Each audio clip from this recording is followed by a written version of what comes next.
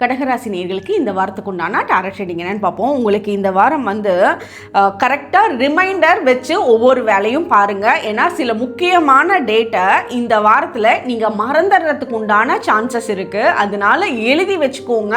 அப்புறம் பண்ணிடலாம் செஞ்சிடலான்றதை விட நீங்கள் எழுதி வச்சு அந்த வேலைகளை பாருங்கள். ஏன்னா ரொம்ப முக்கியமான டேட்ஸை நீங்கள் மறக்கிறப்ப அச்சோ இதை நான் பண்ணாமல் விட்டேனே, செய்யாமல் விட்டேனுமே, இதை நான் பண்ணியிருந்திருக்கணுமே இந்த டைமில் அப்படின்றத பார்த்துக்கோங்க. ஏதாவது இஎம்ஐ டேட்ஸ் எல்லாம் பே பண்ணணுமா, அந்த டேட்டை கரெக்டாக நோட் பண்ணி வச்சுக்கோங்க. மறந்துடாதீங்க. ஏன்னா இந்த வாரம் நிறைய ஞாபக மறதி உங்களுக்கு இருக்கும். அதனால இதை எழுதி வச்சுட்டு ஞாபக மறதி இல்லாமல் உங்களோட வாரத்தை எடுத்துகிட்டு போனீங்க அப்படின்னாலே எல்லாமே கிளியராக வரும்.